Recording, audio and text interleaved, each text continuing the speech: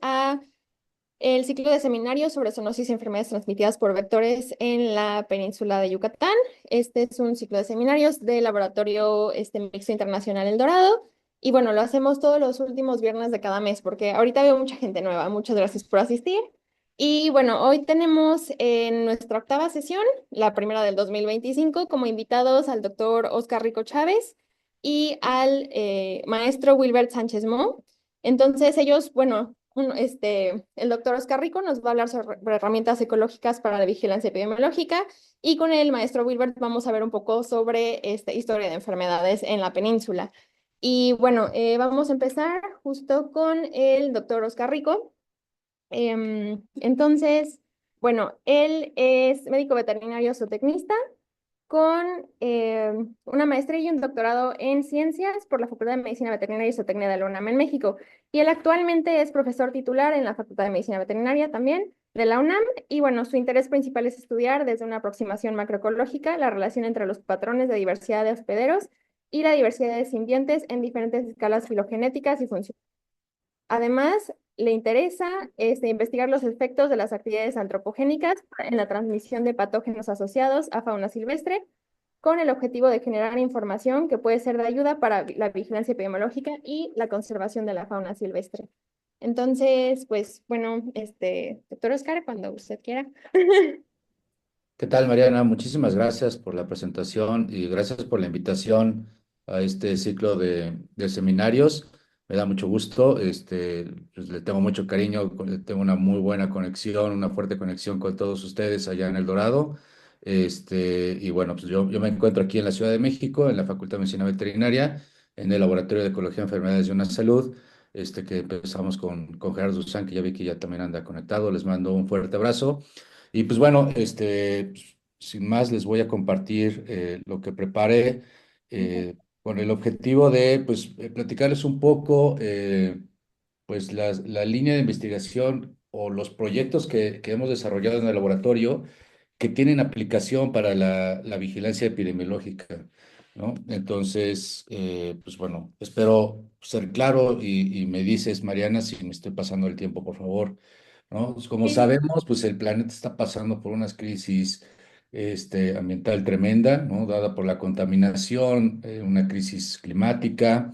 Y bueno, voy a apagar mi cámara para que no me, no me distraiga yo mismo. Sale, la pérdida de biodiversidad, en fin, ¿no? O sea, tenemos diferentes problemas, pues que están aunados por esto, ¿no? Porque somos muchísimos, hay un crecimiento excesivo poblacional, y pues todas estas personas, pues todos queremos comer carne, tenemos que usar recursos, tenemos que usar energía, etcétera, y pues lo que ha llevado a la defaunación del planeta, o a, por lo menos, ¿cómo se llama?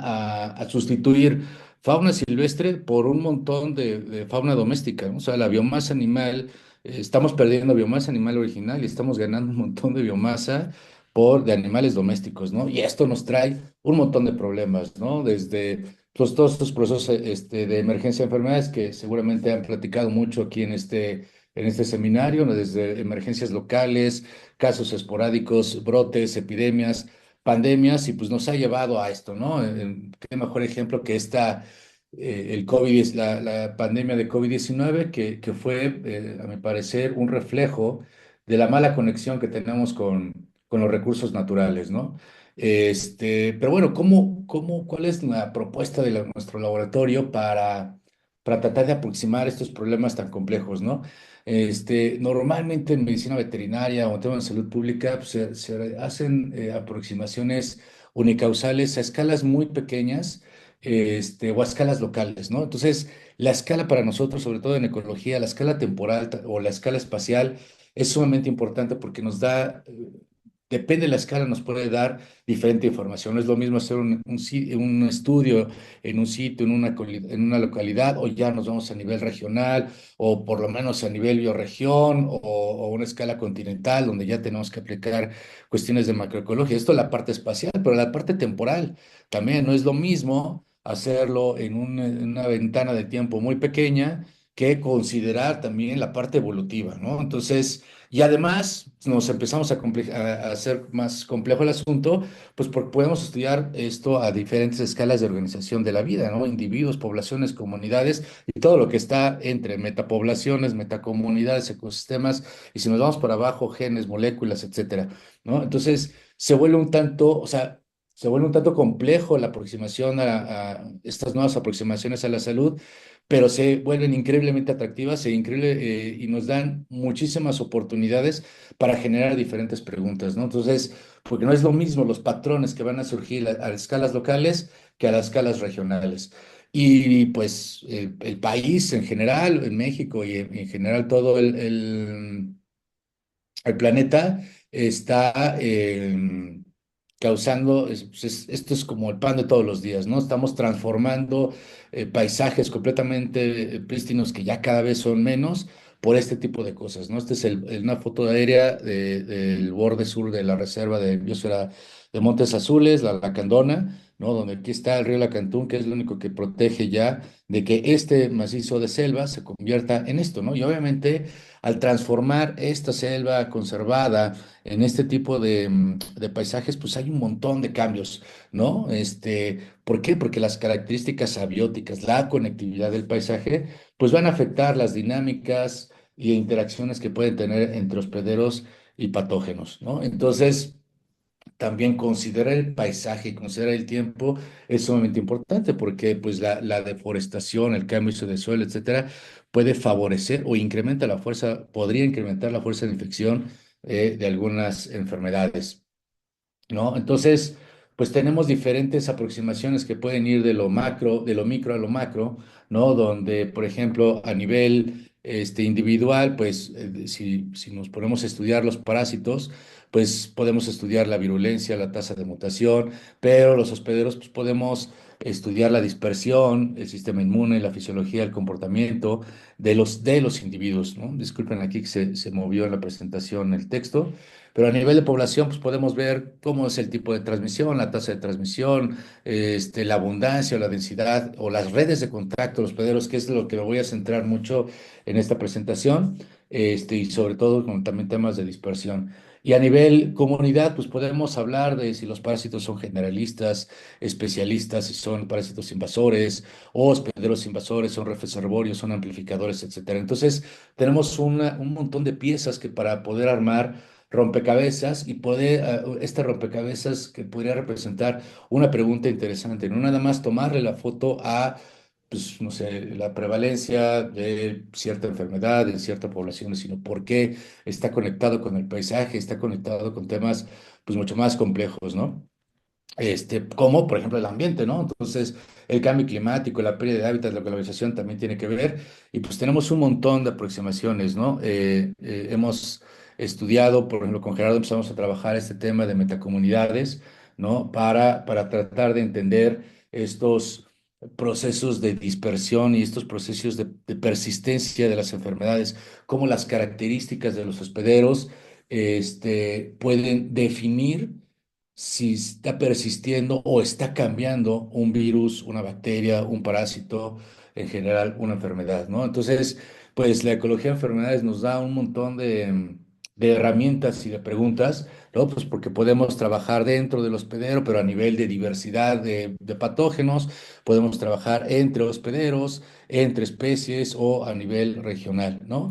Porque al final, pues la emergencia y el surgimiento de enfermedades son procesos sumamente complejos, no es un tema que yo vaya a la selva o no sé, o alguien se coma a una especie de fauna silvestre y empiece una pandemia, ¿no? Tienen que ocurrir un montón de cosas, tiene que coincidir la distribución del reservorio con la densidad del reservorio, con la prevalencia del patógeno, con la intensidad de la infección, etcétera.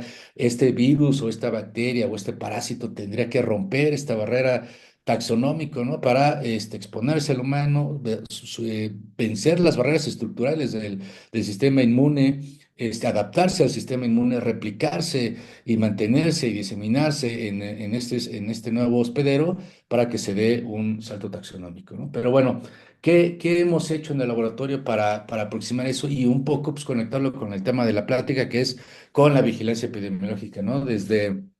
con una exalumna, Fabiola Nieto, que estimo mucho, pues hicimos este trabajo, ¿no? Donde empezamos a trabajar con información, empezamos a recolectar un montón de información, consultamos bases de datos y pues tenemos bases de datos enormes de reportes de virus asociados a murciélagos y de virus asociados a ratones, con el objetivo de utilizar esta metodologías de la teoría de grafos o redes, estas medidas de centralidad para poder detectar, en este caso, nodos, en este caso que serían los hospederos, o especies de ratones o especies de murciélagos que pueden estar conectándonos, o que pueden servir de puentes para el mantenimiento, para la transmisión de enfermedades, ¿no? Entonces, usamos muchas herramientas, muchos índices de centralidad que se usan mucho en redes sociales, como la centralidad, la intermediación, el grado, la densidad, el diámetro de las redes. Y una de las que más por lo menos a mí que siento es muy útil, es la intermediación, que nos da este peso del nodo en su papel de conectar un montón de nodos, o diferentes grupos de nodos que están bien conectados, pero que ese nodo, el que tenga un alto grado de betweenness o intermediación, tiene la capacidad de conectar y servir como puente. Entonces, ahí es donde podemos hacer pues mejores esfuerzos o ser eficientes en la vigilancia epidemiológica. Y bueno, aplicamos este pequeño ejercicio para identificar, aquí está esta interpretación, ¿no? Valores altos de intermediación son estos hospederos que comparten parásitos. Y aquí parásitos puede ser cualquier cosa, virus, bacteria, etcétera, con otros grupos de hospederos que no comparten muchos parásitos, ¿no? Entonces son estos hospederos puente, ¿no? Entonces, pues detectamos tuvimos la capacidad de poder identificar bajo estos datos con esto, y evidentemente el problema de hacer este tipo de estudios, pues es el sesgo de muestreo, ¿no? Porque lo que normalmente se muestra es lo más común, lo más fácil de mostrar, lo más abundante, etcétera, ¿no? Entonces, pues, en función de esto, pues podemos construir este tipo de análisis, ¿no? Para poder identificar, por ejemplo, roedores de importancia de salud pública para el mantenimiento de virus, ¿no? Entonces, por ejemplo, en estas redes, por ejemplo, detectamos que, y pues no es ninguna sorpresa, el Ratus ratus, el Ratus norbérgicos y estas especies, Miodes y Apodemus, que son estas, este, son especies generalistas de hábitat que son muy abundantes, que se ven beneficiadas por actividades antropogénicas como los cultivos. De hecho, en Europa se les considera de cierta manera plagas porque pues se dispara su abundancia con la agricultura, ¿no? Entonces son estas especies generalistas con las que están manteniendo los virus. Y también tenemos la capacidad de detectar ciertos virus de importancia, ¿no? Como los enlistados acá. Hicimos lo mismo para murciélagos, ¿no? Y nos llama la atención, bueno, salen por ejemplo, el Desmodus rotundus, que en América Latina pues, el murciélago no es un problema, pero está involucrado en un problema de salud pública como es la rabia, ¿no? El Rhinolophus, que es esta especie que está asociada con un montón de coronavirus, pero nos salió, por ejemplo, esta especie y que tiene una muy buena distribución en los neotrópicos, Glossophaga suricina, pero es una especie así súper chiquita que la captura, si no la sacas rápido de la red, se te muere, se estresa rapidísimo, pero además de eso es súper importante para la regeneración de bosques y selvas, porque una especie nectarívora que anda dispersando y que anda polinizando un montón de flores. Y pues resulta que nuestro modelo salió con un alto grado de intermediación entonces también hay que tener cuidado con esta información, ¿no? O sea, yo no me atrevería a decir, pues aguas con el glosófaga porque puede estar manteniendo virus, ¿no? Entonces, simplemente aquí la nota es hay que tener cuidado con estos modelos, ¿no?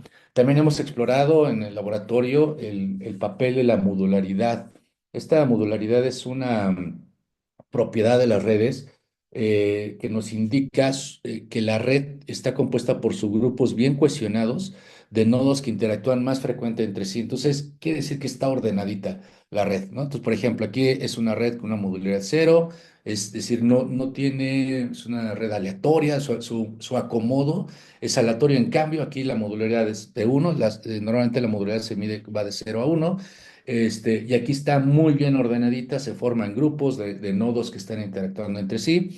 Entonces, pues con un pequeño ejercicio nos preguntamos si esta modularidad de redes entre virus y hospederos podría presentar, por ejemplo, patrones latitudinales, ¿no? Para identificar a lo largo del continente, esto lo hicimos con el continente americano, especies tanto de ratones, de murciélagos y también lo hicimos con parásitos en carnívoros, pues algunos hospederos importantes para la vigilancia, ¿no? Entonces, pues igual, nos empezamos a meter a la literatura, bajar un montón de registros, construir estas bases de datos y bueno, aquí está la distribución por lo menos aquí de las de registros de virus en hospederos en murciélagos y estos en ratones, ¿no? Entonces, pues como ven, o sea, de entrada algo que me llama la atención, pues es este sesgo que está aquí en una zona con muchísima diversidad, pero casi no hay reportes, ¿no?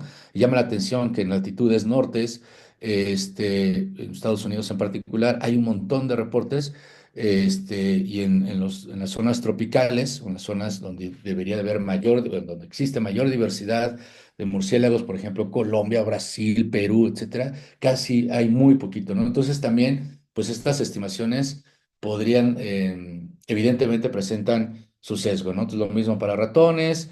Y entonces, pues construimos por cada 10 grados latitudinal estos reportes, construimos unas redes y les calculamos su modularidad, ¿no? Había latitudes en las que había bien poquita información, por ejemplo, aquí, en murciélagos, donde pues no se pudo construir ninguna red, vean el tamaño de la red, es muy chiquita, entonces pues también la modularidad pues no es confiable, y también lo hicimos con el Mintos y carnívoros, donde hay un montón de datos, pero igual un bastante sesgo en Centroamérica, empezando por acá, Sudamérica, en esta región tropical donde hay bien poquitos datos, se vea, ¿no? Donde una región con una grandísima diversidad, las redes son muy pequeñas. Si vean aquí en Estados Unidos, hay un montón de información, ¿no?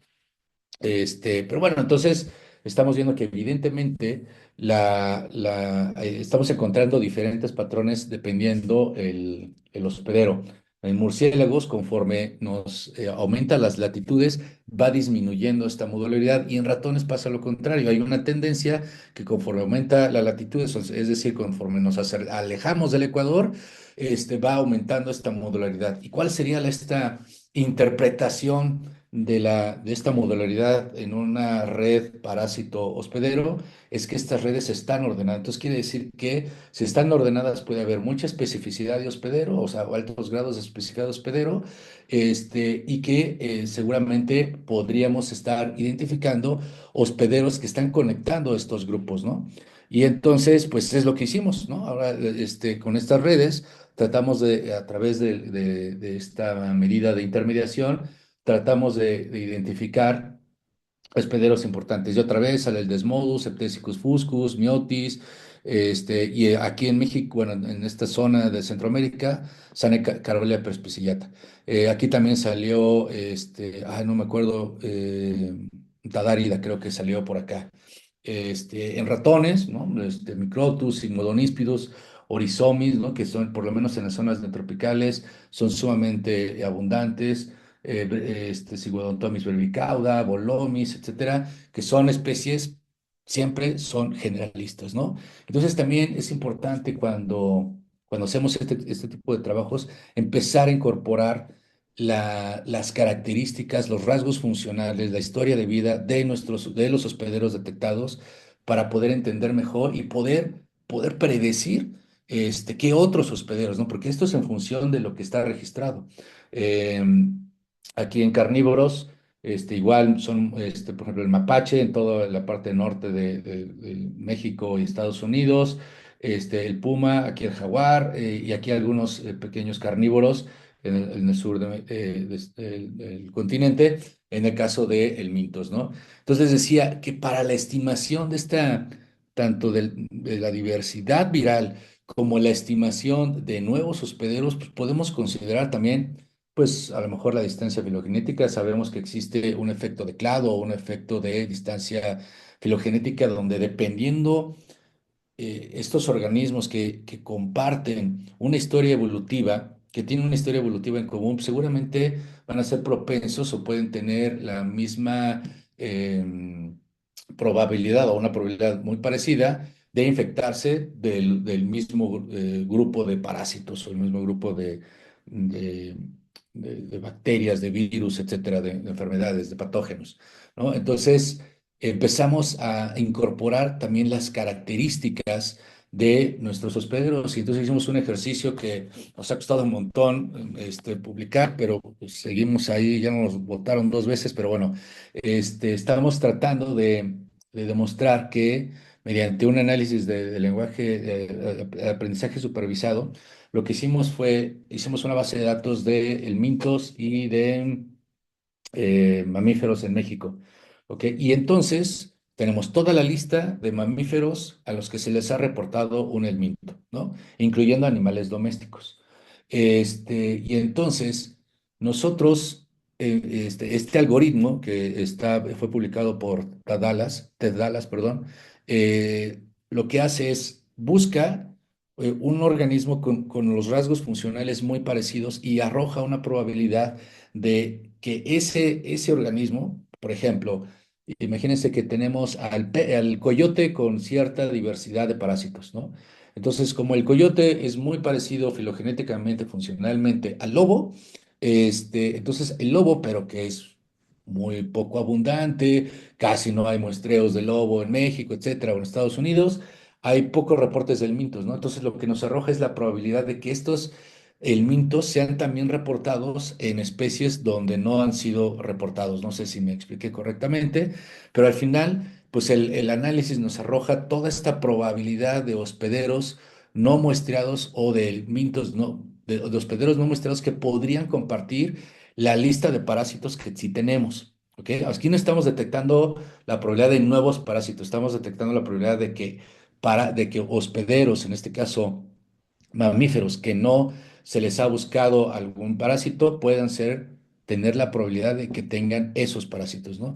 Y nos llama la atención aquí cuando incorporamos la fauna, digo, los animales domésticos, cómo chupan o cómo jalan toda la diversidad de parásitos, ¿no? Por ejemplo, aquí la vaca se tiene el mayor grado de intermediación en esta red proyectada. El caballo, obviamente aquí estamos el humano, el perro doméstico, el perro, cómo empiezan a jalar y entonces se vuelven mucho más importantes. Y evidentemente, pues también me parece que, no sé qué opinen ustedes, pues tiene un sentido biológico con lo que está pasando en la transformación del planeta, ¿no? Entonces podemos con este tipo de análisis, pues detectar, como les repito, hospederos que no han sido muestreados, ¿no? Y bueno, pues si hacemos este análisis incorporando también la parte filogenética, vemos que pues por lo menos en esto no hay una señal filogenética, no se está explicado por la filogenia, sino está explicado por el esfuerzo de muestreo y por... Entonces también hemos hecho en el laboratorio, esta es una tesis de licenciatura muy bonita, donde estamos también tratando de detectar estas opciones potenciales, pero con virus detectados en patos silvestres, y vemos otra vez que las especies domésticas son las que están jalando eso, ¿no? Entonces, pues, y lo que me ha pasado últimamente con esta línea de investigación es que por más que me quiero dedicar solo a fauna silvestre, pues resulta que tengo que trabajar con animales domésticos porque son los que están jalando, sirviendo de puente, los que están manteniendo y los que están dispersando un montón de enfermedades que afectan a la fauna silvestre o que se afectan al humano, ¿no? Y en esta línea, ¿no? Estamos por mandar a revisión este trabajo de María Carmen Villalobos, que es alumna de doctorado de nuestro laboratorio, donde bajo este concepto está ahora tratando igual, bajo unos modelos modelos donde son árboles de regresión, este, cómo trabaja esto. Ella lo que hizo fue igual hacer una búsqueda de los arenavirus y apacivirus detectados y las especies de roedores, tanto en la región ártica como en la región tropical, que han sido detectados por estos dos virus, ¿no? Que han sido afectados por estos dos virus. Entonces, aquí está todo esto, ¿no? Y entonces, en función también de sus rasgos funcionales, alimenta estos modelos que son muy interesantes estos modelos, porque estos modelos, digamos, cada modelo se le llama un árbol, ¿no? Entonces, el primer árbol es muy sencillo y entonces pues te arroja un resultado, ¿no? Pero detecta el error. Entonces, en función de ese error, el siguiente árbol lo va corrigiendo, ¿no? Entonces se van haciendo, por eso se hace boost, ¿no? Se hace un montón de árboles para poder detectar y clasificar nuevos hospederos, ¿no? Entonces, aquí ven, ¿no? El análisis muestra que, por ejemplo, la familia Muridae es donde pues se alza mucho el modelo, ¿no? O detecta de mejor manera que especies pertenecientes a esta familia Muridae, ¿no? Son las que pueden, por ejemplo, en este caso es para arenavirus, ¿no? Esto es y en el neártico. Y para el neotropical, la familia Crisitidae, o sea, especies de la familia Crisitidae son los que están jalando el modelo, ¿no? Y qué características estamos detectando que puede estar explicando perfectamente este modelo, el tamaño de camada y la longevidad de los roedores, ¿no? Entonces, y bueno, nos parece muy interesante porque esto nos permite también identificar hotspots, zonas de importancia para la vigilancia de estos virus, ¿no? Y entonces, pero al final, más allá de la importancia de los arenavirus o los pasivirus en roedores, pues que esta metodología se puede usar para cualquier virus, para cualquier hospedero, ¿no? Para cualquier grupo de hospederos, y entonces nos puede arrojar estos, por ejemplo, mapas de riesgo, este, mm, pues a lo mejor si nosotros queremos detectar nuevos epasivirus o nuevos arenavirus, pues ir y muestrear, por ejemplo, estas zonas que están más en clarito, ¿ok? Que si se fijan, pues es el centro del país, ¿no? Aquí, por ejemplo, aquí también en la zona transfronteriza de entre México y Estados Unidos y toda esta zona del país donde podríamos estar, pues, incrementando la vigilancia, de estos virus en roedores, ¿no? Y bueno, esto nos ha llevado a trabajar en otro estudio de doctorado de Alejandro Saldívar, ¿no? Usar estas metodologías de redes, pero ahora para analizar los movimientos de ganado porcino, ¿no? Ustedes dirán, bueno, ¿y qué tiene que ver aquí los cerdos con el tema de la península de Yucatán y la zoonosis? Porque al final la justificación es que, como les dije al principio, estamos defaunando el planeta y lo que está dominando son animales domésticos, ¿no? Entonces los tenemos que vigilar también y tener estas aproximaciones ecológicas para esta vigilancia epidemiológica en animales domésticos nos parece muy importante y ha sido bastante fructífera esta línea de investigación del laboratorio, ¿no? Entonces, el análisis de red pues, nos va a permitir cuantificar y entender los patrones de movilización del ganado, ¿no? Entonces, en este caso, los nodos son las granjas, los rastros, los mercados, ¿no? Y las conexiones, que aquí es lo que está interesante con esto, eh, con este tema, ¿no? Porque podemos ponderar y podemos medir el enlace, ¿no? El vértice. Entonces, a través de cuánto comercio hay entre los nodos, ¿no? Entonces, igual podemos usar diferentes medidas como la intermediación y aquí lo que usamos es out degree y el in degree. El out degree aquí está ponderado por las salidas, es decir, una granja, un municipio o un rastro, lo que sea, que está aventando o que está comercializando cerdos para afuera o los municipios que están recibiendo. Entonces, esto nos permite, se fijen aquí los mapas, identificar municipios con mucha salida o con mucha entrada. Y entonces ahí es donde tenemos que hacer vigilancia epidemiológica, ¿no? Y también podemos, o en estos municipios que sirven de puente. Entonces, eso todavía nos sirve para hacer más efectiva la vigilancia epidemiológica, ¿no? Entonces podemos detectar además comunidades donde, dependiendo, por ejemplo, esta comunidad del norte del país, donde está aquí hay muchísima producción que se va además al extranjero, pues es donde tendríamos que estar haciendo vigilancia epidemiológica, ¿no? Nos ayuda para el control de bioseguridad, control de movilización y zonificación perdón, de esto, ¿no? Y bueno, respecto al efecto del paisaje, también hemos hecho análisis espaciales, por ejemplo, con leptospira, identificando ciertas variedades que tienen un comportamiento de agregación según el espacio, ¿no? Entonces esto está explicado a lo mejor porque comparten el médico veterinario, pero esto también se podría aplicar para la fauna silvestre, análisis de concurrencia, estamos viendo qué serovariedades están concurriendo entre ellas, cuáles son las más comunes, cuáles son las combinaciones más comunes que son o que no son mutuamente excluyentes, ¿no? Y por último, también considerando este tema espacial, estamos preparando, está a punto de aceptarse este artículo, ¿no? La introducción de nuevas enfermedades, ¿no? Entonces, el gusano barrenador, no sé si han escuchado, es una bronca de salud pública, porque diezma las poblaciones de ganado de manera tremenda. Y entonces, pues empezó desde el 2022 a moverse por todo Centroamérica, empezando por Panamá, ¿no?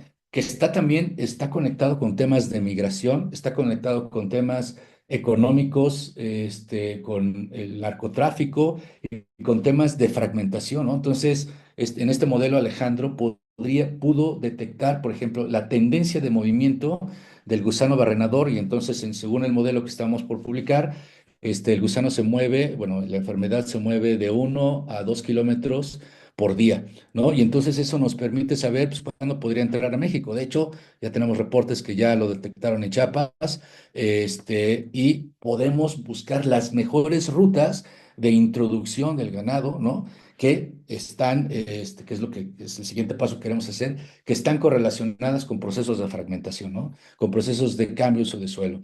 Entonces, básicamente eso es lo que me parece que es lo que les quería platicar. Si tienen alguna duda, con mucho gusto. Y pues bueno, los invito a, si alguien, si nos están escuchando o viendo algunos estudiantes que andan buscando tesis, pues tenemos pues mucha información que podemos analizar desde esta perspectiva, este, para mejorar también para mejorar la vigilancia epidemiológica del país usando ecología de enfermedades.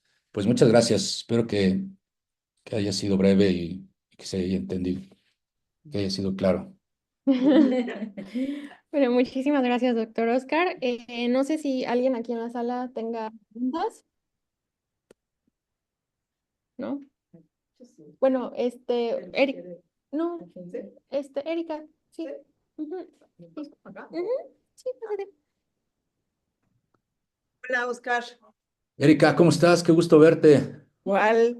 Oye, Oscar, y por ejemplo, todos estos datos, o sea, a mí me queda claro que, ay, ya agarré, que son muy importantes para la, vigilancia epidemiológica, pero por ejemplo, o sea, ¿qué tanto le llegan a las autoridades este tipo de investigaciones o cómo es este vínculo con, o sea, porque finalmente o sea, es una investigación que se queda nada más en el paper, en la academia o pasa a los tomadores de decisiones. Esa es Eh, una.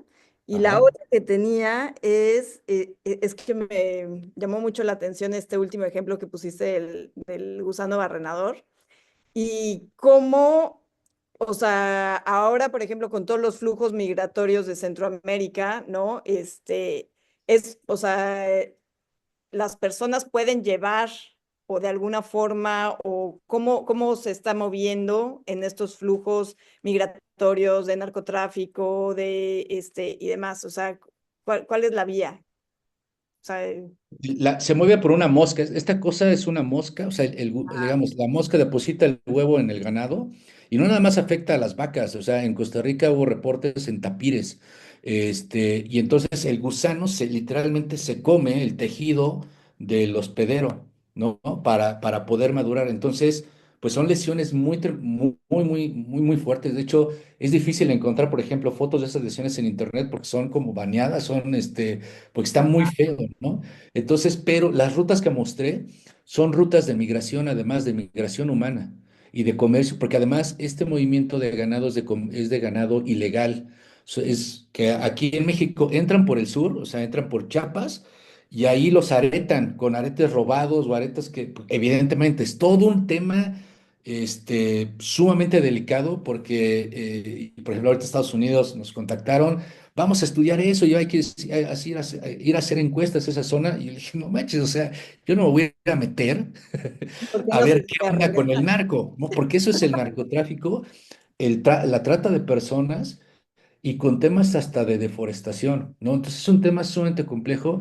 Afortunadamente, este punto y contestando un poco la primera pregunta de cómo está esta conexión con el gobierno, nos ha ido muy bien. Fíjate que en el artículo he aprendido, ¿no? Porque al fin, cuando yo entré y que empecé a hacer esto, pues ya sabes, te sientes así Superman y los del gobierno son inútiles y no sé qué, tienes que trabajar con ellos, ¿no? Entonces tienes que invitarlos desde el proyecto, o sea, desde el punto cero del proyecto, y eso es lo que hicimos con esto, ¿no? Entonces, este Alex, que es mi alumno de doctorado, tiene muy buena relación con Senacica, con Senacica, él trabajó en Senacica.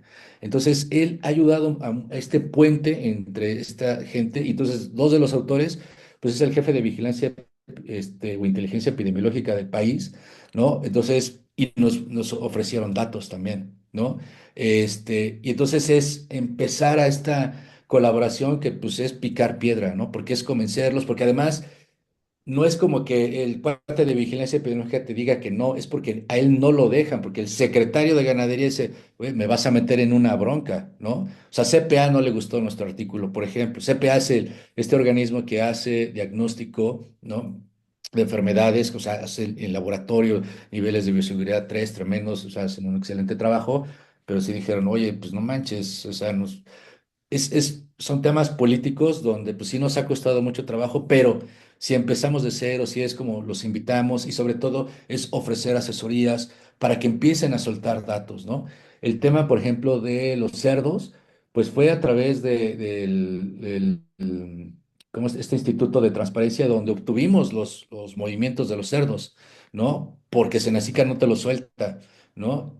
Pero también igual ya nos contactaron, una empresa que hace genética de cerdos, así, queremos hacer eso con datos reales, no con municipios, con granjas, porque evidentemente tenemos una bronca que pueden entrar un montón de enfermedades, fiebre porcina que anda rondando con cerdos ferales en el norte del país y pues tienen miedo de eso, ¿no? Entonces quieren ver dónde pueden hacer esta vigilancia en un tema comercial ya muy privado, ¿no? Pero sí hay que pues, picar piedra con gente del gobierno y quitarnos por lo menos la parte de academia que no es que no te quieran ayudar, es que están literalmente atados de manos, no hay recursos y a veces no hay datos. O sea, no tienen la capacidad de diagnóstico y no tienen la capacidad, o sea, si hay datos están en una hoja de Excel que está ahí olvidada en un archivo de quién sabe qué computadora. Esa es la bronca, ¿no? Claro. Sí, pues muchas gracias, Oscar. No, hombre, con gusto saludarte, Erika. Igual, un abrazo. Chao. Ay, bueno, no sé si alguien de los que está conectado tiene alguna duda. A ver, hay un mensaje. Ah, sí. No olviden que pueden dejar sus preguntas en el chat también. Gracias, Eli. O también levantar la mano, preguntar algo, ¿no? ¿Alguien más tiene preguntas? Creo que no, doctor Oscar. Muy bien. Sí, Pues muchísimas bueno, pues gracias. saludos a todos, veo a mucha gente conocida, me da Sí, mucho gusto saludarlos, espero verlos pronto por allá y cuídense mucho. muchas gracias, doctor. Hasta luego. Nos Y vemos. bueno, ahora Oh, vamos. salud- ¿Qué huele, Gerardo? Un saludos, abrazo. saludos. Muy chido, felicidades. Gracias. Bueno, entonces ahora vamos con nuestro siguiente ponente, que es el maestro Wilber Gabriel Sánchez Mo. Él es licenciado en Historia por la Facultad de Ciencias Antropológicas de la Universidad Autónoma de Yucatán.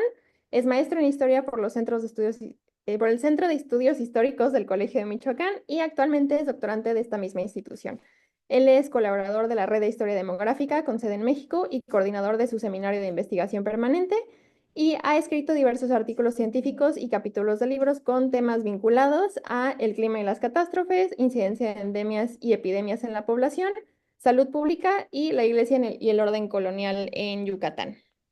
Bueno, maestro Gabriel. Sí, buenas Wilber. tardes. ¿Sí? ¿Me escuchan? Voy a compartir la presentación Sí, y ya me dicen si es visible. está en la presentación de PowerPoint, todavía no se ve como la presentación. Creo que ya Ya está. sí. Igual y si no hay problema, también Sí, así está bien. Ujú, está sí, perfecto. sin invitación entre disciplinas. La verdad no sé qué tanto pueda aquí compartir o interesar un historiador respecto a estos temas que veo tan técnicos y que por las temáticas o problemáticas que estudio, que es la mortalidad. A veces sí he leído textos y entro en diálogo, ¿no?, con colegas biólogos, veterinarios, médicos, climatólogos, pero pues bueno, de antemano agradezco esta invitación. De antemano también agradezco preguntas, dudas, comentarios, críticas. Eh, no sé si vaya a decir algunas expresiones que no correspondan o sean correctas respecto a este asunto de los vectores y demás expresiones que puedo utilizar fuera de mi campo, que es la historia. Y desde este comentario que soy historiador, pues me dedico de una forma romántica, por así decirlo, al estudio de las sociedades del pasado.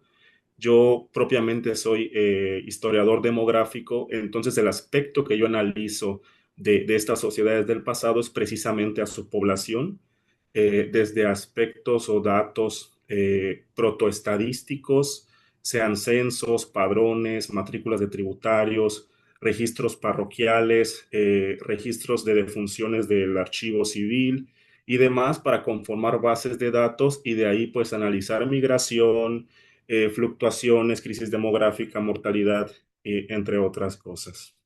Entonces, yo les presento calenturas pútridas, que es la forma vulgar en la que se conocía la fiebre amarilla, que la fiebre amarilla en la época colonial, que es la que yo trabajo, no se conocía. O sea, todos estos asuntos de la identificación de enfermedades, como claramente saben, vienen a partir de la segunda mitad del siglo XIX con estos avances técnicos, médicos, científicos, la aparición del microscopio y pues bueno, la detección de microorganismos, virus y demás. Entonces, pues bueno, como vi la temática del seminario, que es de zoonosis y vectores, pues dije, vamos a hablar un poco acerca de una enfermedad que se transmite en Yucatán, que es propiamente la de la fiebre amarilla endémica en la región, que es a través de un vector, ¿no? Y vamos a analizar también asuntos de incidencia y propagación a inicios del siglo XIX, aunque también vamos a ver aspectos históricos de la presencia de la enfermedad en la región. Se me olvidó poner el cronómetro, disculpen. Eh, bueno, me gusta iniciar siempre las presentaciones con esta imagen del muralista Fernando Castro Pacheco, que ustedes pueden mirar en una sala de exhibición del Palacio Municipal de Mérida, en el que en uno de los pasajes históricos que él refiere tiene esta pintura que se llama Hambres, Sequías y Pestes.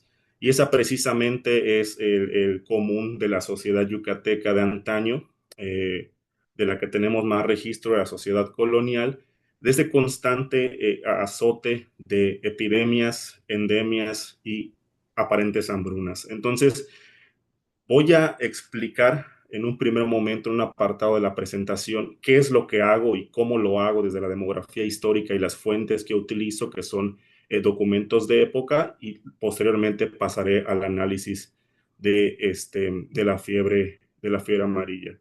Entonces, a nivel historiográfico, en la historiografía de Yucatán propone dos asuntos de la mortalidad extraordinaria. La mortalidad extraordinaria se atribuye a hambrunas, en este caso sería la muerte masiva por inanición, que se lleva hablando de este tema varias décadas en los estudios regionales. Ya se ha demostrado en otros espacios que es mentira, que es una falacia, que eso no pudo ocurrir aquí en Nueva España. Y pues bueno, yo también estoy replicando lo mismo para mi estudio de doctorado, tratar efectivamente de demostrar que lo que ocasiona las crisis demográficas en la época colonial se debe más bien a la llegada de brotes endémicos y epidémicos de enfermedades como la viruela, el sarampión, la fiebre amarilla y bueno, aquí no se presentó el tifo exantemático, pero en otras regiones sí. Pero bueno, también es por un asunto propiciado por vectores. Entonces, yo analizo la mortalidad en Yucatán y esto, ¿dónde lo identifico? ¿Dónde puedo irme a la mortalidad? Esto lo hago a través de papeles viejos, de documentos de época y me dedico a recabar esta información, por así decirlo, y encontrar estos testimonios, como por ejemplo este del año de 1770, en el que mencionan que no perdonaban ni a los caballos y bestias de carga. Es preciso se vea esto enteramente desolado, y si ahora ha llegado a tal extremo que ha habido madre que se coma a un hijo suyo, y que a muchos párvulos los han robado para hacer pasto de ellos. Eso de acuerdo a la llegada del hambre, ¿no? O de la inanición. Y por otro lado, documentos que reflejan la llegada en los pueblos o en las parroquias de enfermedades, ¿no? Como en este caso en el que se remite una carta en la que ha llegado una grande epidemia de vómito de sangre, que también se le conocía así a la fiebre amarilla. La suma de toda esta documentación cualitativa me ha permitido tratar de reconstruir en mi época de estudio, que se inserta en lo que climatólogos han denominado como la pequeña edad de hielo, una concatenación de factores sociales, biológicos y naturales que en ciertos años en los que se conjuntan aún más, podrían propiciar crisis demográficas. Entonces, el primer acercamiento que yo hago es tratar de crear estas coyunturas de crisis en las que, como se ven en la presentación, hay dos muy marcadas que van de 1765 a 1774 y de 1800 a 1809, en los que confluyen la aparición de langostas, de fenómenos hidrometeorológicos, sequías, hambrunas, epizotías y epidemias. Entonces, identifico estos años en los que sería más probable que se presentara un alza en los números de entierros de las regiones. Les digo, esto no es fortuito, la investigación se enmarca en lo que se conoce como la pequeña edad de hielo y fenómenos como el Niño o pulsaciones climáticas, pulsaciones y oscilaciones climáticas como la oscilación Dalton o la oscilación Maldá, que ya han sido identificadas. Entonces, eso puede provocar ciertas mutaciones, por ejemplo, como en las langostas, sus zonas gregarígenas, la renovación de las mangas, la migración y demás, y que se prolonguen estas mangas de langosta por Centroamérica y migren también hacia la región de Yucatán, ¿no? Además, endémica de la langosta es Chistocerca piscifrons y demás factores que pudieron propiciar la muerte de los pobladores. Entonces, ¿qué tengo que hacer para determinar en qué años y temporalmente estuvieron falleciendo los habitantes de las parroquias de Yucatán?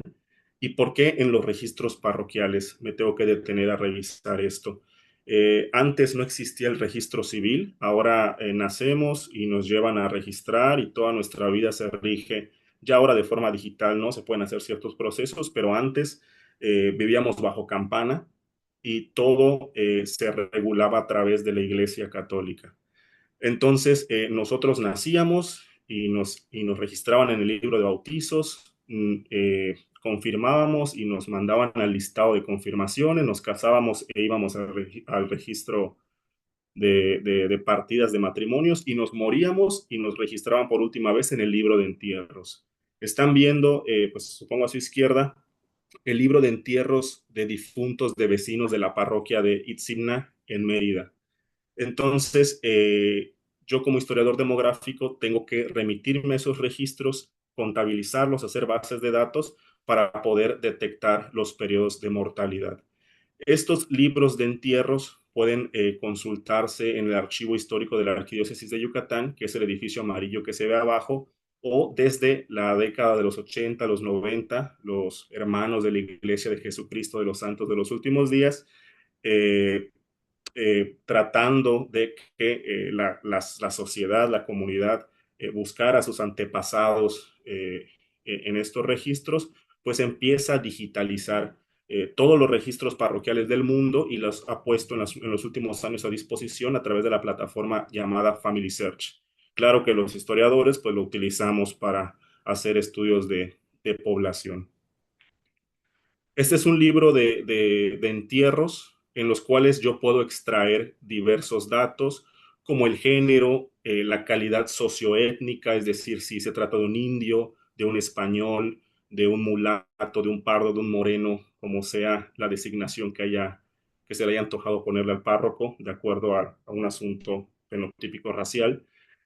No sé, también a veces ponen causa de muerte, procedencia, lugar en el que muere, la edad y la suma de los registros de cada parroquia me hace detectar fluctuaciones en los números de entierros, ¿no? Por ejemplo, aquí en este libro se puede ver, esto es una parroquia, que el 12 de enero se registra, se hace el primer registro y en el folio siguiente, en mayo, es decir, 5 meses después, se contabilizan un total de 16 registros de entierro en 1769. Y un año después, en 1770, en esa misma parroquia, del 5 de septiembre al 18 de septiembre, ya se registran 24 entierros. Entonces yo, conjuntando esta información en bases de datos, hago defunciones anuales según cada parroquia. Este ejercicio lo he repetido en 55 parroquias a través de métodos de captura nominativos y agregativos, poco más de 214,000 partidas para pues poder construir de forma rápida, por así decirlo, estas fechas en las que la gente está muriendo en Yucatán. Ahora habría que determinar por qué está muriendo.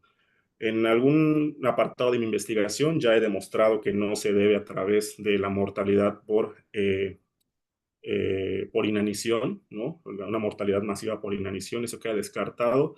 Más bien responde a la presencia de enfermedades exantemáticas, como son la viruela y el sarampión, y otras epidémicas y otras endémicas, como es el caso de la fiebre amarilla.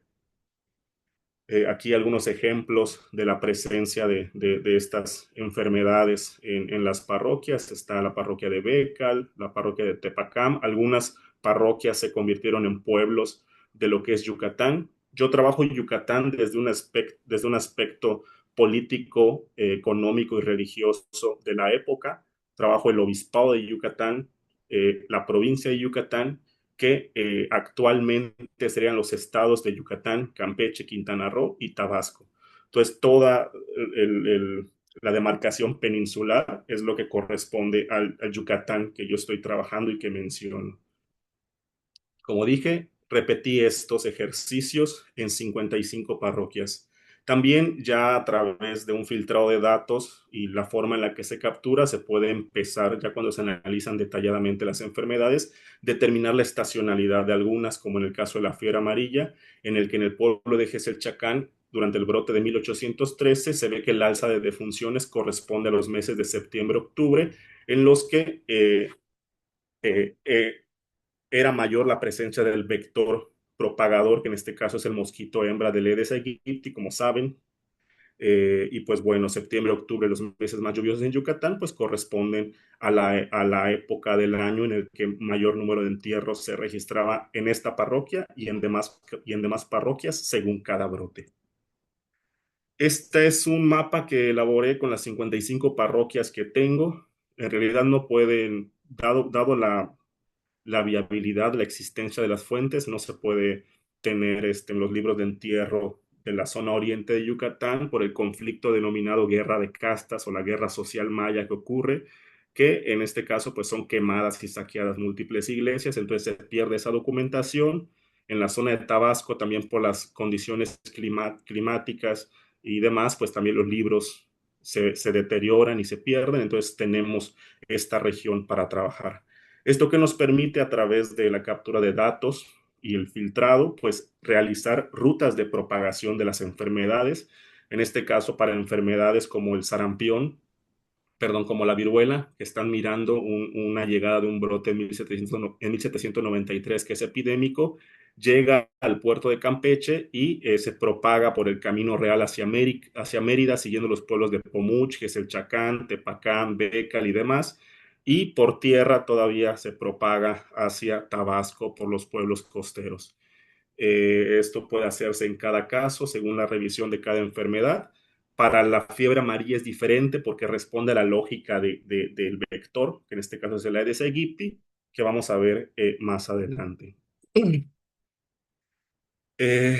Bueno, como les dije, las enfermedades que trabajo son viruela, sarampión, fiebre amarilla, que es por vector, y otros colegas también de la red de historia demográfica, más bien trabajan las epidemias de tifo exantemático, porque las condiciones climáticas y geográficas de otros espacios, como por ejemplo el Valle de Toluca, pues sí condicionan ahí la aparición del piojo humano, que es el vector en este caso de la transmisión de la enfermedad del tifo exantemático.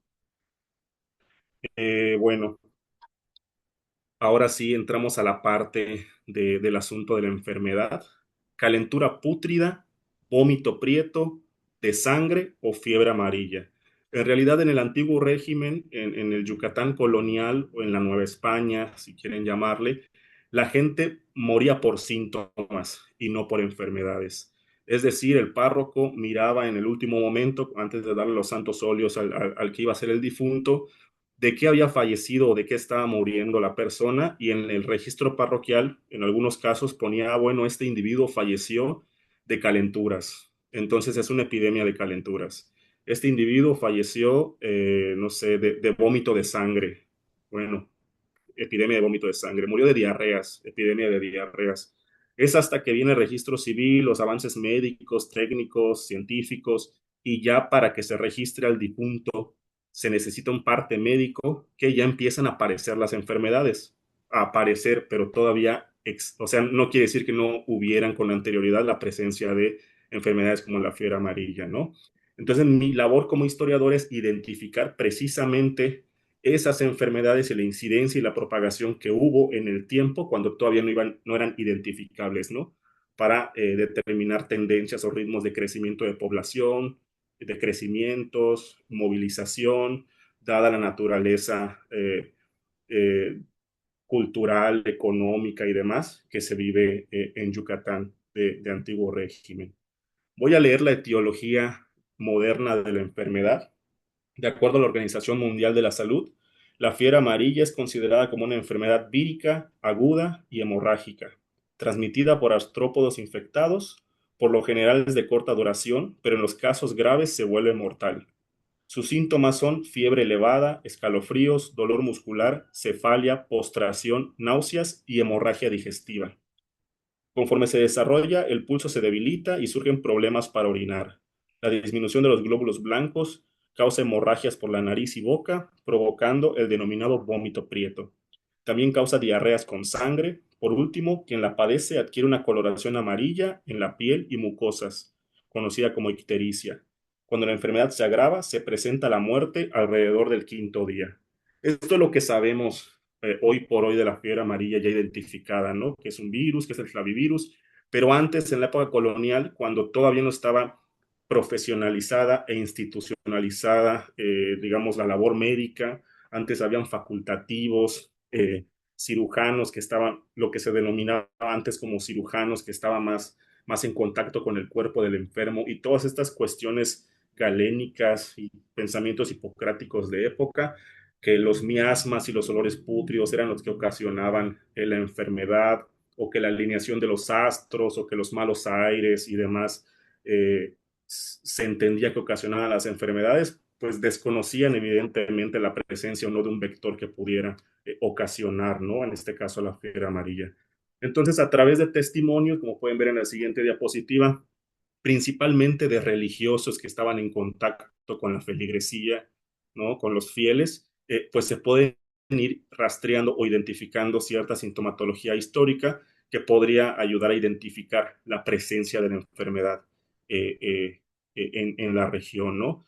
Igual entrando un poco la historia en diálogo con textos médicos, biológicos, de la disciplina veterinaria y demás, ¿no? Entonces, pueden identificarse algunos síntomas históricos en las descripciones que hacían estas personas de la sintomatología que corresponde hoy por hoy. No faltan casi siempre los dolores de cabeza, las calenturas y los vómitos de sangre. Respecto a la presencia histórica del mosquito en Yucatán, textos sagrados como el Chilambalam relatan que aproximadamente en el año 1480, 1485, se tiene registro o es el primer registro de un brote de fiebre amarilla en la región. Voy a estar hablando un poco y a estar dando algunos apuntes de la historia natural de la enfermedad o de la etiología de la enfermedad, mientras voy narrando este asunto, ¿no? Como les dije, el virus causante de la fiebre amarilla es el flavivirus y existen tres tipos de manifestaciones: la selvática, la intermedia y la urbana. En este caso, la enfermedad que describen los mayas en los textos sagrados es su manifestación selvática, ocasionada precisamente por el mosquito, eh, perdón, Haemococcus.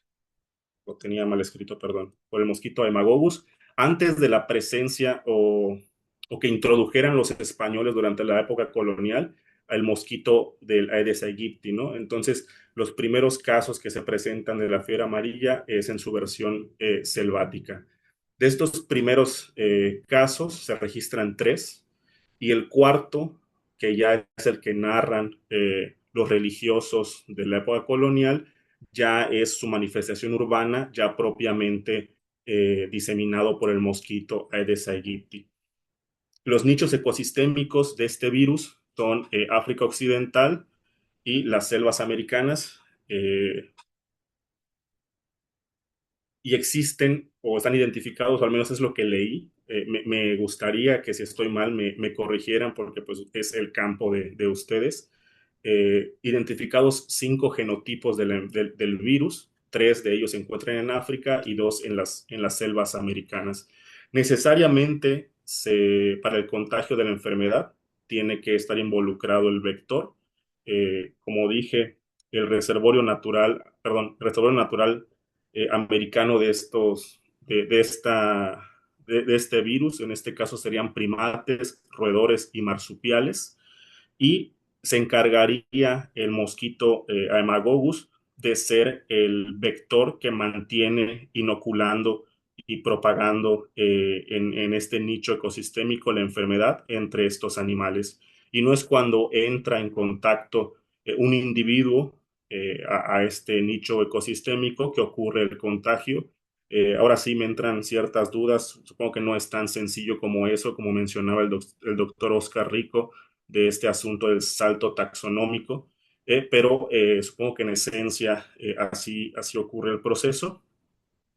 Y bueno, cuando es picado un individuo, dadas sus actividades como en la época colonial, que el indio maya tenía que ir constantemente a lo que se denominaba las selvas y los montes a ver sus milpas en fase de barbecho o a buscar géneros como cera, miel, algodón y otros asuntos. Era picado por estos mosquitos y ya luego en su comunidad intermedia urbana, pues ya se desataba el brote de características epidémicas de la enfermedad. Entonces, en un primer momento, cuando llega la fiebre amarilla a Yucatán en su versión urbana, pues causa grandes estragos en la población española y las derivaciones de los españoles, que son los mestizos, porque estaban completamente desprotegidos por la enfermedad, como no fue el asunto muy marcado de americanos y africanos que habían generado cierta inmunidad natural, como veremos más adelante. Entonces fue desastroso los primeros brotes de carácter epidémico en la región, y ya luego, al no haber tanta población susceptible, no sé, al cambiar las dinámicas de la población y demás, ya los brotes a partir del siglo XIX ya se vuelven de carácter endémico y casi crónico en la región con el virus latente, pero no ocasionando una incidencia en la mortalidad considerable como sí lo hizo en otros momentos históricos. Aquí se hace una comparación entre 11 parroquias del Obispado de Yucatán de la incidencia que tienen diversas enfermedades. Entonces se puede ver cómo prácticamente no se manifestó durante la segunda década del siglo XVIII la fiebre amarilla, digo probablemente porque existía cierta población inmune, y sí hubo brotes de carácter infantil, porque en esa temporalidad, la viruela y el sarampión se cebaban sobre ese grupo de edad, los denominados párvulos o infantes, y otras enfermedades como la fiebre amarilla eran principalmente de carácter adulto. Eso puede ser identificado cuando se filtran las bases de datos por grupos de edad. Entonces, bueno, la incidencia que ocasionaban los brotes en el siglo XIX, como dije, era mayor todavía en los grupos socioétnicos denominados como españoles y mestizos. Cuando se separa, digamos, estos datos de las parroquias, como es el caso de Mérida, del Sagrario, donde exclusivamente se enterraban españoles y mestizos, vemos que estos sí son afectados por la fiebre amarilla, y en el año de 1801 y 1804, donde llegó una viruela y un sarampión, no se ven tan afectados como si ocurre con la fiebre amarilla.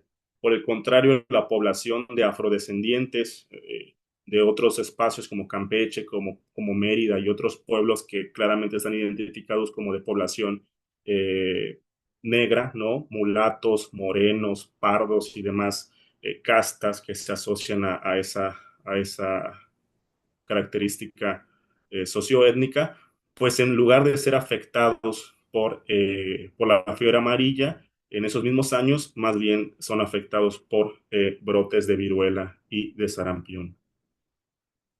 Como se puede ver en estas dos gráficas. Y también en los ritmos y las tendencias, ahora sí, de los bautizos, matrimonios y los entierros. Esta es otra parroquia.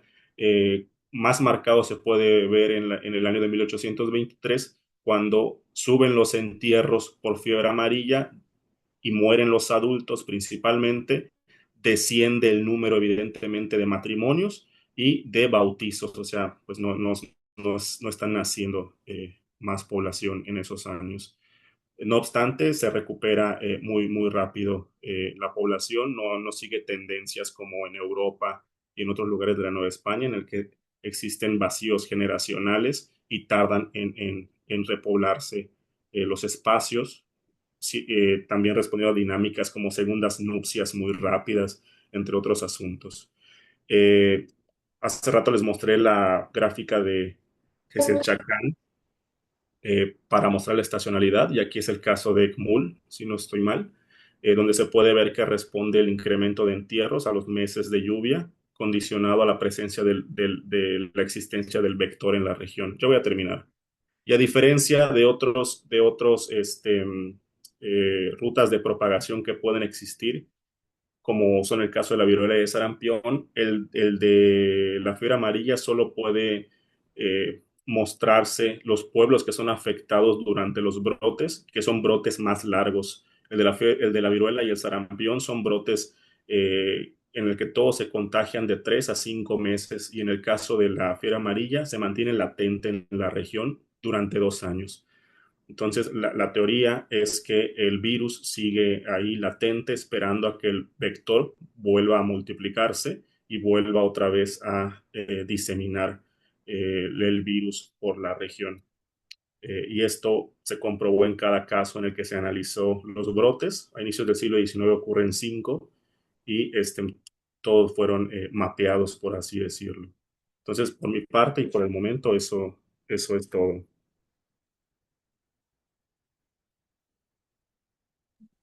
Perfecto, muchísimas gracias, muy interesante, la verdad. Casi no tenemos tantas personas que hablan de estos temas, entonces también para nosotros es muy nuevo, pero muchísimas gracias, maestro Wilbert. No sé si alguien de la sala aquí tenga alguna pregunta. Mitsuri. Y entonces ahorita pasa y después pasamos con Gabriel, levantó la mano. Entonces,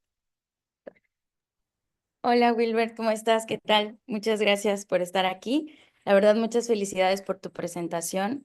Me parece que, bueno, mientras ibas presentando todo el tiempo, como que veía muchas herramientas que a veces pasamos por alto, ¿no? Por ejemplo, ahorita que hablabas de los matrimonios y las defunciones, pues también son como una especie de guías donde podemos precisamente seguir estos procesos epidemiológicos, ya que hablábamos de esta vigilancia epidemiológica. Me parece que la historia, ¿no? y las herramientas que nos propones, pues son también una manera de hacerlo. Y en particular, al principio de tu presentación, nos mostrabas un mapa, ¿no? De cómo habían rastreado como la llegada o el proceso, digamos que el camino, el viaje, ¿no? De una enfermedad. Y justo aquí en el laboratorio, por ejemplo, tenemos un proyecto donde eso es lo que estamos buscando ahora, ¿no? Como rastrear por dónde se están moviendo algunos mosquitos y cuál sería, pues, el impacto que tendría y su relación con las poblaciones humanas. Entonces, mi pregunta, yo sé que estás enfocado y tienes como muy focalizado justo dónde es que estás buscando esta información, pero ¿consideras que hay otras herramientas en donde también se podría encontrar datos de dónde se están moviendo y cómo se están moviendo estas enfermedades? Y si tienes alguna sugerencia para hacerlo en la actualidad, pues también estaría muy bien, ¿no? Esa es mi pregunta. Muchas gracias. Chispas, en la actualidad, es que, vaya, es este asunto de la renovación del interés por las enfermedades precisamente viene de la coyuntura COVID, que en el Colegio de Michoacán y en la red de historia demográfica, pues sumó más adeptos, entre ellos, pues me considero. Y pues bueno, yo podría compartir ciertas, no sé, datos documentales de dónde yo rastreo, cómo yo rastreo enfermedades, pero sí que desconocería ahora sí que a nivel contemporáneo dónde podría rastrearse. Igual porque la época colonial es un poco más ambiguo y como hay menos información, igual ya está acotada la forma en donde buscar. Yo en la que confío más, pues es en la elaboración de base de datos a través de registros parroquiales, registros civiles y fuentes protoestadísticas, pero también en la documentación cualitativa, que son correspondencias, bandos, no sé, oficios y demás de autoridades civiles como gobernadores, subdelegados, los mismos párrocos y demás, pues pueden hallarse menciones de la llegada o la introducción de una epidemia a una región. Eh, ya en análisis más contemporáneos de enfermedades, también he visto el caso a través de la prensa o las fuentes hemerográficas muchas veces, eh, a inicios del siglo XIX, finales del siglo XIX. Ahí se convoca para la vacunación con el virus del cowpox, para la viruela y otras cosas. Recientemente, por iniciativa propia, estaba buscando en fuentes hemerográficas de los años 80, 90, este, algunos datos y me encontré por allá, ¿no? Del impacto mediático que tenía en esa época la llegada del VIH, ¿no? Y otras cosas. Entonces, a lo mejor las fuentes hemerográficas, periódicos, medios digitales y demás, pues podría ser, ¿no? Me recuerdo que se dialogaba mucho hace unos meses en la red de historia demográfica con el asunto de la viruela del mono y se especulaba por todos lados en la prensa eh, amarillista y demás, ¿no? Pues tantos datos en tal lugar y todos andaban así como, oh, qué otra nueva pandemia va a llegar. Entonces, a lo mejor y los medios digitales haciendo un filtrado en plataformas sociales, ¿no? Facebook, Twitter y demás, a lo mejor y aquí puede aparecer algo y ahora sí criticar esa fuente, ¿no? A través de su característica hermenéutica.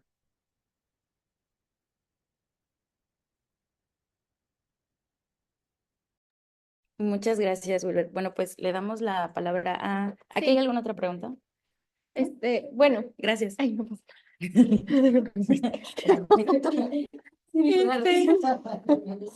Hola, bueno, siempre aquí se pueden poner las preguntas en el chat, pero también al final se puede levantar la mano. Entonces, creo que Gabriel CP levantó la mano, entonces puedes prender tu micrófono y hacer tu pregunta también. Sí, buenas tardes. Sí se me escucha, ¿verdad? Sí, sí, sí. Ok, perfecto. Bueno, primero, antes que nada, pues felicitar a Wilber. Es emocionante ver a un colega hablar de estos temas con otro tipo de disciplinas respecto a las enfermedades y la cuestión de pues la historia, ¿no? Mi pregunta conjunta un poco, bueno, la pregunta que hicieron en la pasada, bueno, exposición y un poco con lo que están preguntando ahorita de la información. No sé si también va un poco más allá de tu temporalidad y la cuestión de las fuentes que utilizas, pero mi pregunta es, ¿cuál es la injerencia del Estado bueno, para la época colonial, la corona, y ya después en el siglo XIX, todo el siglo XIX, con pues ya la presencia del Ejecutivo, ¿no? En todas estas enfermedades, ¿no? Si existe algún tipo de información para ver si existe algún tipo de injerencia del Estado, ¿no?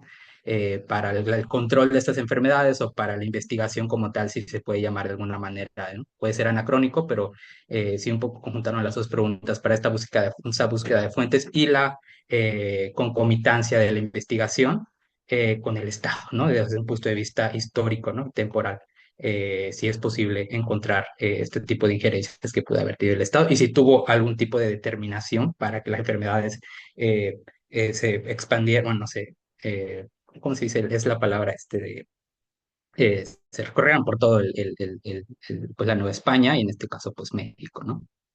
Bueno, para el siglo XIX. Sí, gracias, Gabriel. Sí, en realidad, eh, para la época, es que es como que lo padre de la historia, ver cómo se van introduciendo estos asuntos técnicos, profesionalizantes o institucionalizantes de disciplinas como la medicina y demás, y cómo evoluciona el actuar, ya sea por parte del Estado Corona o el Estado ya nacional, en cuanto a la atención de las enfermedades, ¿no? Completamente desconocidas, el que los causaba en la época. Entonces es gracioso a veces leer en las fuentes cómo tú te estás dando cuenta a través de testimonios en los que están describiendo claramente que es una epidemia de viruela o sarampión, porque también había un asunto de cómo identificar si era una u otra, pero pues claramente tú te estás dando cuenta que la mortalidad corresponde a un tipo de brote así y que la gente, las instituciones, pues estén haciendo, quemando. Ramas verdes de los árboles para purificar el ambiente, ¿no? Porque se creía que se transmitían a través de los miasmas y todos estos asuntos eh, así de los olores pútridos. Entonces, no tarda mucho tiempo en el que ya esta intromisión por parte del Estado Corona y otras instituciones como el Real Protomedicato y demás, ya se mejoran, se profesionalizan y se empiezan a descubrir a lo largo del siglo XIX estos virus, estos microorganismos y demás, los agentes patógenos que van ocasionando las enfermedades y ya propiamente las van atendiendo como debe ser, ¿no? Y pues bueno, así van saliendo juntas sanitarias en los estados, estos asuntos que atienden los descubrimientos científicos de época muy importantes como el de la viruela, ¿no? La vacuna contra la viruela a través del virus Cowpox y cómo se van interesando haciendo lo que llamaríamos hoy por hoy políticas públicas para diseminar la vacuna. Lo mismo que ocurrió mientras estábamos siendo afectados en el 2020, 2021 por el COVID, como el avance médico, científico, técnico nos fue dando esas vacunas, ¿no? Gradualmente y se fue diseminando. Entonces, pues sí, sí se atendía y se atendió mejor con el paso de los tiempos, del tiempo. Gracias por la pregunta, Gabriel. Gracias. Perfecto. Bueno, también hay una pregunta de Fernanda. Entonces, Fernanda. Hola, ¿qué tal? Em, no es tanto una pregunta, es un comentario porque me gustó muchísimo el seminario de hoy. Me gustó pues el contraste de las dos disciplinas, pero que al final estudian, ¿no? Desde diferentes disciplinas procesos similares, ¿no? Y proyectamos hacia el pasado, bueno, decir proyectar hacia el pasado creo que estaría mal, pero cómo se rastrea una enfermedad, como lo que haces, Wilbert, y puedes contar toda una historia y encontrar estos picos de incidencia y presencia y cómo se conjuntan cuestiones climáticas, la época de lluvias y demás. Y lo veo porque muchos del laboratorio están estudiando lo mismo en el presente, ¿no? Y con proyecciones a futuro y cuando es más viable el mosquito y por lo tanto hay como picos de riesgo y solo estoy como contenta, me gustó mucho esta como dualidad en las presentaciones y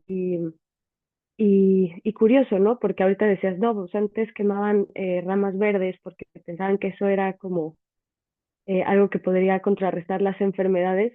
Y me vino a la mente pensar que pues ahorita también tenemos mucho conocimiento de lo que causan las enfermedades, del tratamiento, de todos los efectos antropogénicos que están favoreciendo las condiciones para que puedan emerger ciertas enfermedades, pero no hacemos nada al respecto, ¿no? O sea, al contrario, es como si siguiéramos quemando ramas verdes para, según esto, o sea, o nos vamos con soluciones que se quedan cortas y no nos vamos a la raíz.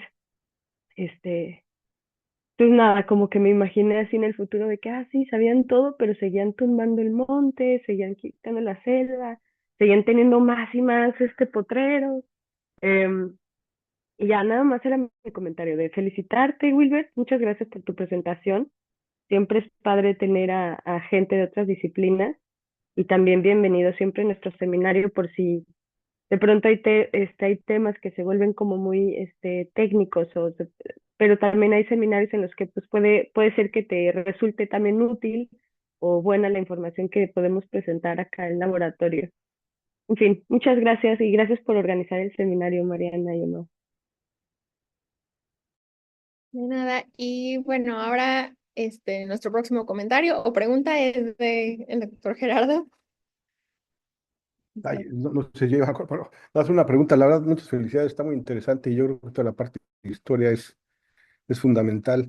Y ahora que estamos en un mundo donde cada vez hay más técnicas para identificar cuestiones moleculares, rastrear cuestiones históricas, antropológicas, paleontológicas y muchos aspectos, se pueden hilar más historias tanto de enfermedades en animales como en humanos y con obviamente visiones multidisciplinarias, sociales, antropológicas, paleontológicas, lo que sea, dependiendo del contexto, con historiadores y toda esta parte social. Y yo creo que mi pregunta es qué tanto se está dando realmente esta colaboración en esta disciplina. ¿Está siendo realmente un nicho nuevo de trabajo y de oportunidades de colaborar entre varias disciplinas? ¿O siguen separados ahorita todavía las visiones para integrar la historia, ¿no? En el caso de los seres humanos, o sea unido o no, ¿no? No sé, ¿qué puedes platicarme de eso? Gracias y felicidades. Sí. Sí, pues yo puedo platicar creo que de lo que hago y de lo que conozco en este caso de mis temáticas o mis problemáticas. Por ejemplo, en la red de historia demográfica, pues la conjuntan principalmente historiadores que hacen demografía, pero también hay miembros de la sociedad de demografía, o sea, demógrafos contemporáneos. Como tratamos principalmente enfermedades o la incidencia de las enfermedades en la población, también hay médicos, entonces entra un diálogo así multidisciplinario. A mí me interesa también, por un lado, el asunto de las catástrofes o los desastres naturales desde la antropología y también se han sumado o han entrado en diálogo desde este asunto de los factores biológicos y naturales que provocan los desastres y las catástrofes, pues climatólogos, biólogos, ¿no? Por ejemplo, hay mucha lectura desde la biología que habla acerca del comportamiento de las langostas, ¿no? Que tienen de acuerdo pues, digamos, alteraciones ambientales y demás. Entonces también hay ahí diálogos con arqueólogos y demás, ¿no? Entonces, analizar procesos o problemas desde diversas ópticas con múltiples herramientas y con múltiples, no sé, enfoques teóricos y metodológicos, pues nos da una mejor, ¿cómo decirlo? Eh, Análisis del problema, ¿no? Entonces, sí que en estos años, o al menos desde las temáticas que me gustan y que me han inculcado, y que trabajo con gusto, pues sí se han dado. No sé, otros colegas historiadores, que es muy diverso en este caso, lo que cada quien trabaje, si entren o no en diálogo con otras personas. Pero sé que ahorita que los escuchaba, que escuchaba al pasado ponente, y yo dije, chispales, esto se escucha muy técnico, se escucha ahí muy científico, y yo aquí revisando papeles viejos y poniéndome guantes y cubrebocas para que no me entre un hongo a los pulmones. Pero sí que sí me llamó mucho la atención cuando hablaban ahora de la propagación del gusano barredor y demás. Digo, ay, o sea, también están hablando de cosas así como de propagación de enfermedades. Ahora que mencionaba la compañera que hizo el comentario, creo que fue Fernanda, eh, recuerdo que cuando vino la pandemia del COVID y en comunidades se cerraban los caminos para que no pasara la gente por miedo a cómo se contagiaban todos. Y yo dije, chíspales, igual que en la época colonial. O sea, estamos repitiendo asuntos en las comunidades que se venían haciendo desde hace 300, 400 años. Y todo es nuevo y como veo, pues vamos en el mismo camino de generar nuevas y más enfermedades por todo lo que estamos haciendo. Y bueno, muchísimas gracias. Aquí ya hay aplausos, pero hay otra pregunta, pero me avisaron por WhatsApp que no pueden levantar la mano en Zoom por alguna extraña razón. Entonces, Omar, este... Hola Wilbert. Muchas gracias por tu presentación, la verdad me gustó mucho. Yo te quiero preguntar, hay como diversas hipótesis de que el panorama tanto precolonial como colonial era mucho más complejo que solo fiebre amarilla y las enfermedades que mencionaste, y que, por ejemplo, Hemagogus equinos y Mesodentatus están implicados en la transmisión de otros virus, de otras encefalitis, como el mayaro, o hay otras hipótesis de que hubo altas mortalidades en la población maya por algunos arenavirus. Entonces, te quiero preguntar si tú has encontrado como cierta evidencia o registro de que el panorama sea más complejo, o solo dentro de los registros está lo que tal vez se conocía en ese entonces, que es la fiebre amarilla.